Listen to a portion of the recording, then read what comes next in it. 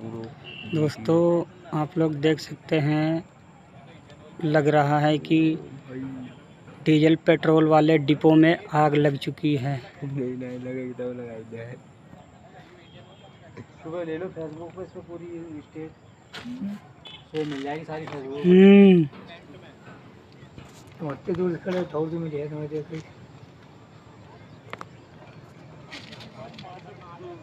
Depot के बाहर है कि अंदर है? ये लूका बढ़ता ही जाते धुआं के साथ हम यहाँ जाते हैं। देखो छोटे वाले में टैंक कम है लगी।